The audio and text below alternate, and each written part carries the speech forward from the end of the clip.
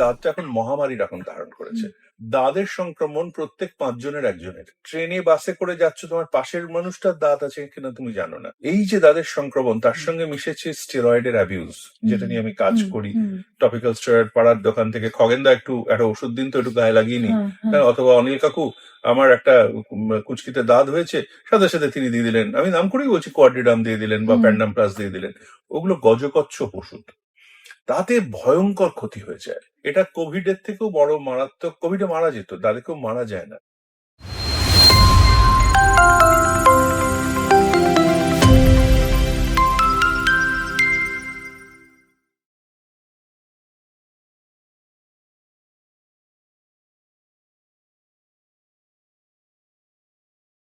নমস্কার, পালস টিভিতে আপনাদের সকলকে স্বাগত। বর্ষাকাল মানে ত্বকের হাজারো সমস্যা, আর এই বিষয়ে আলোচনা করতে আজকে আমরা আমাদের স্টুডিওতে পেয়ে গিয়েছি ডার্মাটোলজিস্ট ডক্টর কৌশিক লাহিড়ীকে। নমস্কার। আজকে আমরা যে বিষয়টা জানবো যে বর্ষাকাল তো এসে গিয়েছে, হ্যাঁ। এবং বর্ষাকাল মানেই ত্বকের হাজারো সমস্যা। তার কারণ আমরা একটু বর্ষাতে এখন জল জমছে, সেই হেঁটে হেঁটে ওই জল দিয়ে আমরা যাচ্ছি, যখন বাড়ি ফিরছি দেখছি পা চুলকানি শুরু হয়ে গেছে। সেই চুলকানি থেকে হচ্ছে দাঁত, হাজা, নানা রকম সমস্যা। তো এই সমস্যাটা থেকে কি প্রতিকার রয়েছে? পালস টিভির সব দর্শকদের আমার অভিনন্দন, ধন্যবাদ আমাকে আজকে তোমাদের অতিথি করে আনার জন্য। তোমাদের উত্তরোত্তর শ্রীবৃদ্ধি হোক, সেটাই কামনা করি। একটা জিনিস কি জানো তো, বাঙালিরা নিজেরা যে অবস্থা আছে সেটা নিয়ে কখনোই খুশি থাকে না। মানে যখন সাংঘাতিক গরম, তখন কবে বর্ষাকাল আসবে, কবে বর্ষাকাল আসবে এটা নিয়ে হেদিয়ে মরে। আবার যখন সাংঘাতিক বর্ষা নেমেছে, তখন কবে আমাদের দুর্গাপুজো আসবে, কবে আবার নীল আকাশে কে ভাসালে সাদা মেঘের ভেলা, সেটা এই করে করে মানে যে অবস্থা আছে সেটা কোনোদিন আমরা এনজয় করি না। এই কবে আবার শীতকাল, কবে আসবে সুপর্ণা, সে তো কবিতার বই আছে আমাদের। এইবার ব্যাপারটা হচ্ছে, দেখো বর্ষাকাল কেন প্রত্যেকটা এই বঙ্গদেশ, মানে আমরা হিমালয় থেকে এই বঙ্গোপসাগর অব্দি, এটা আমাদের ভারতের একটা ছোট প্রতিরূপ। তো মানে পৃথিবীর কোনো জায়গায় এরকম 6টা ঋতু নিখুঁত ভাবে বোঝা যায় না। সেখানে শীতকাল থেকে বর্ষাকাল, গরমকাল প্রত্যেকটা, এবং আরো ছোট ছোট হেমন্ত, শরৎ আলাদা আলাদা ভাবে বোঝা যায়।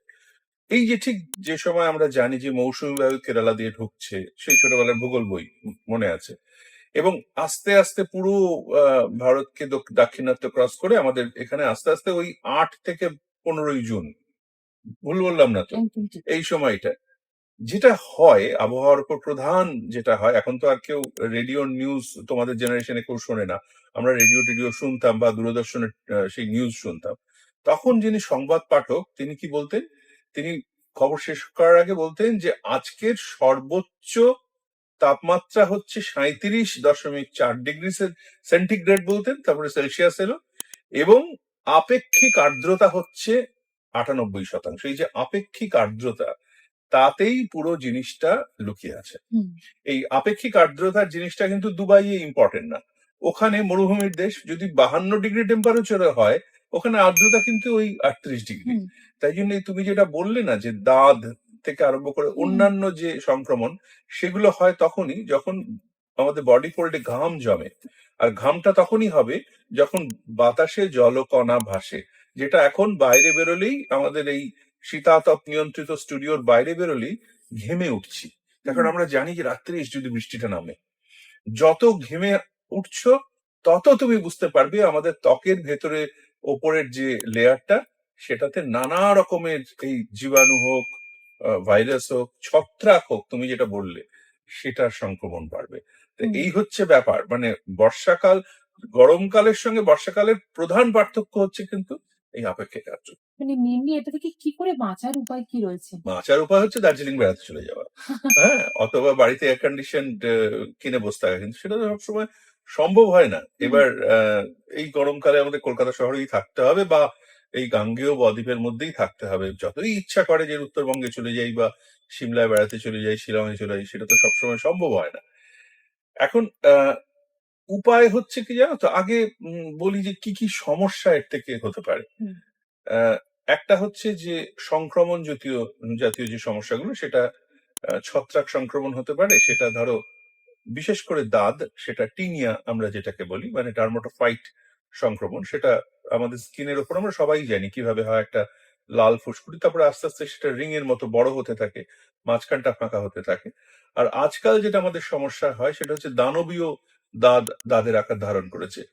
একটা জিনিস এখানে বলে দেওয়া ভালো, সেটা হচ্ছে যে আজ থেকে ধরো 30 বছর আগে, ওই 94-95 সালে যখন আমরা ছাত্র ছিলাম, পোস্ট গ্রাজুয়েশন পড়ছি, তখন দাঁতের ব্যাপারটা ধরো একটি ছেলে বা একটি মেয়ে এলো, তার শরীরের একটা কোনো ভাঁজে একটা দাঁতের সংক্রমণ হয়েছে, আমরা কয়েক টাকার ওষুধ দিলাম, তাতেই সেরে গেল, সে চলে গেল। এখন কিন্তু সেটা হয় না। আমাদের কাছে দাঁত যে আসে, তার সঙ্গে তার দাদা আসেন, তার সঙ্গে তার দাদি আসেন, তার সঙ্গে তার দাদু আসেন, তার সঙ্গে ছাড়াও নানা রকমের সম্পর্কের লোকজন আসেন। তার কারণ হচ্ছে দাঁতটা এখন মহামারীর এখন ধারণ করেছে। এবং আমাদের ডাক্তারদের আমাদের একটা কথাই আছে, মানে বিশেষ করে চর্মরোগ বিশেষজ্ঞদের, যে ধরো ভারতবর্ষ তো পৃথিবীর এখন সব থেকে পপুলাস কান্ট্রি, চায়নাকে আমরা ছাড়িয়ে গেছি 2023-এ। দাঁতের সংক্রমণ প্রত্যেক 5 জনের একজনের। এটা কল্পনা করতে পারো, 150 কোটির মধ্যে 5 জনের একজন, মানে কত কোটি কত মানুষ কোটি মানুষ। ভুগছেন। মানে তুমি ট্রেনে বাসে করে যাচ্ছ, তোমার পাশের মানুষটার দাঁত আছে কিনা তুমি জানো না।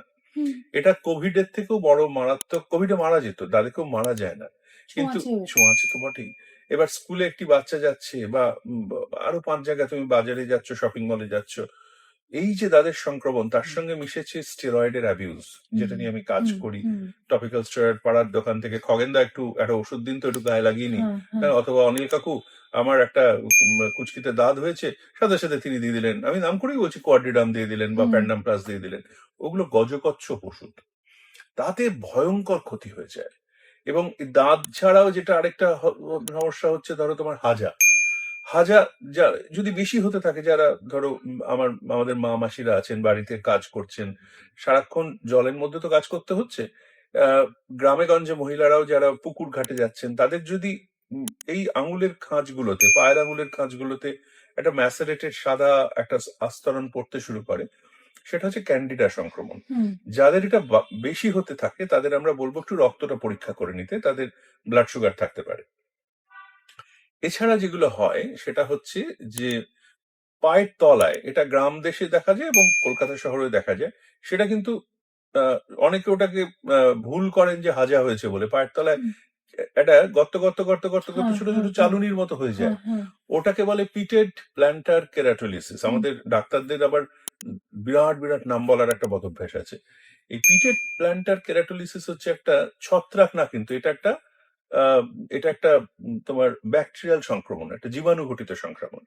সেটা ওষুধ খেলে ঠিক করা যায়, কিন্তু তারও আগে ঠিক করতে হবে, পায়ে জল জমাটা বন্ধ করতে হবে। এটা যারা সুইমার তাদের হয়, সুইমিং কোচদের আমরা দেখি, হুম, আর ব্লাড সুগার যাদের হয়েছে তাদেরও দেখি। হুম, আর যেটা আমরা দেখি এই সময়টা কি জানো তো, পোকার চট করে একটা পোকা কাটলো, তুমি ইনসেক্ট বাইট, হ্যাঁ, ঘুম থেকে উঠে দেখলে এখানটা পুরো লাল পুরো হয়ে লাল, গেছে। দিয়ে ঘা হ্যাঁ হয়ে গেল। হ্যাঁ, তোমার একটা প্রেজেন্টেশন আছে, অথচ তোমার এখানটা জুড়ে একখানা সাংঘাতিক চুলকাতে শুরু করলো, তুমি ভাবলে যে আরশোলা বা একটা স্পাইডার, একটা কিছু মাকড়সা কামড়ে দিয়েছে।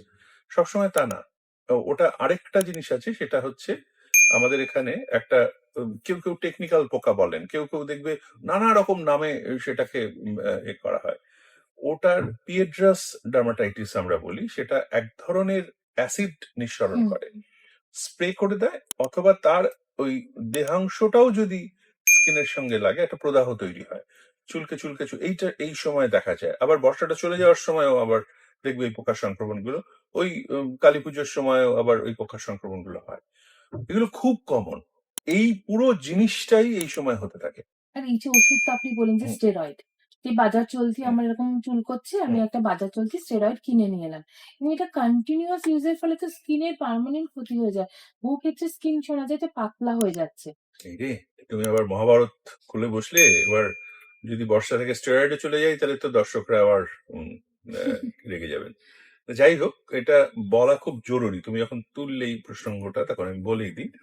আর সেটা হচ্ছে বর্ষাকালেই, সত্যি কথা বলতে কি, আমাদের দেশ এই গরম ঘামে, তাদের দোষও দেওয়া যায় না, সব জায়গায় তো ত্বক বিশেষজ্ঞ পাওয়া যায় না, সব জায়গায় ডাক্তারবাবুও কেউ খুঁজে পাওয়া যায় না, কিন্তু পাড়ার ওষুধের দোকানটা পাওয়া যায়। আর হুম, ওষুধের দোকানের যে ওই কাকু বা জেঠু আছেন, তিনি খুব সহজেই ওষুধটা দিয়ে দেন, এটা লাগা ঠিক হয়ে যাবে। হুম, তোমাকে একটা উদাহরণ দিচ্ছি। ধরো তোমার জ্বর হতে হবে না, আমার ধরো জ্বর হলো, জ্বর হওয়ার কি কারণ হতে পারে? সেটা একটা ভাইরাল ফিভার হতে পারে, বা ধরো ম্যালেরিয়া হতে পারে, বা কারো টাইফয়েড হতে পারে, কারো টিবি হতে পারে, কারো কোভিড হতে পারে, ইনফ্লুয়েঞ্জা তো আছেই। এবার জ্বরের কারণটা আমরা নিশ্চিন্ত করে না জেনে তুমি কি কখনো এরকম একটা ওষুধ খাও যে তার মধ্যে একটু ম্যালেরিয়ার ওষুধ, একটু টিবির ওষুধ, একটু ক্যান্সারের ওষুধ, একটু কোভিডের ওষুধ মিলিয়ে ভালো করে সেটাকে লস্যি বানিয়ে দেওয়া ঢাউঢাক করে খেয়ে ফেললে? তা তো আমরা করি না। আর মানে এটা যে একটা অ্যাবসার্ড প্রপোজাল, এটা তুমি বুঝতেই পারছো। হুম এবার ওই ক্রিম গুলোতে কিন্তু এই অ্যাবসার্ড ব্যাপারটাই আছে, এটা আমাদের কারো মাথায় আসে না। আমার এখানে একটা র্যাশ হলো, এই এই একটা জায়গায় আমি চুলকাতে শুরু করলাম। চুলকাতে, চুলকাতে, চুলকাতে সেইটা একটা ফাঙ্গাল ইনফেকশন হতে পারে, সেটা একটা ব্যাকটেরিয়াল ইনফেকশন হতে পারে, সেটা কোনো ইনফেকশন নাও হতে পারে, সেটা একটা অন্য কারণে কোনো প্রদাহ ইনফ্লামেশন হতে পারে। সেটা না জেনে আমি তার উপর একটু অ্যান্টিব্যাকটেরিয়াল, একটু এই হুম অ্যান্টিবায়োটিক, একটু হুম অ্যান্টিফাঙ্গাল, তার সঙ্গে একটু স্টেরয়েড মিশিয়ে ভালো করে এখানটা লাগাতে শুরু করলাম। মানে যা হোক, যা হচ্ছে হোক, আগে ব্যাপারটা তো চলে যাক। হুম এটাতে খানিকক্ষণের জন্য তো ঠিক হয়ে গেল। খানিকক্ষণের জন্য ঠিক হয়ে গেল। আমি একটা উদাহরণ দিই। ধরো কারো মাথা ব্যথা হলো। এবার মাথা ব্যথা ওষুধ না খেয়ে বা মাথা ব্যথার জন্য ডাক্তারের কাছে না গিয়ে সে এক পাত্র মদ খেয়ে ফেললো, হুইস্কি খেয়ে ফেললো। যেই হুইস্কি খেলো মাথা ব্যথা চলে গেল। এবার তার ধারণা হলো ওই হুইস্কি খেলেই মাথা ব্যথা সেরে যাবে। সে তার ভাইকে বলল, শোন ওই যে হুইস্কিটা ওটা দিয়ে খা, তোর মাথা ব্যথা সেরে যাবে। সে তার বন্ধুকে বলল, সে তার বাড়িওয়ালাকে বলল। এবার এটা একটা এটা একটা তো মারাত্মক ভুল। মারাত্মক বলে একদম অথবা ধরো কারো মন খারাপ হলো, সে তখন দেখলো একটু আমি গাঁজা খাই অথবা একটু সিগারেট খাই, বিড়ি খাই। এবার দু প্যাকেট বিড়ি খাওয়ার পর তার মন বেশ ফুর্তিতে খুব হয়ে গেল। কালকে রাত্রিরে আর্জেন্টিনা হেরেছে সেটাও সে ভুলে গেল। এবার এটা তো ভুল, সে তো মানে তামাকের আহ, আসক্তিতে আসক্তিতে পড়ে গেল। ঠিক একই জিনিস হচ্ছে স্টেরয়েড। মানে আমি কেন উদাহরণটা দিলাম, তামাক বলো বা অ্যালকোহল বলো, সেটা যেমন আমরা বিজ্ঞাপনে একদম পরিষ্কার করে বলে দিচ্ছি এটা শরীরের পক্ষে ক্ষতিকর, স্টেরয়েডটা ঠিক শরীরের পক্ষে ক্ষতিকর নয়, কিন্তু তোমার অ্যাডিকশনের দিক থেকে একই রকম। হুম মানে তোমার চামড়াটাকেও কৃতদাসে পরিণত করবে।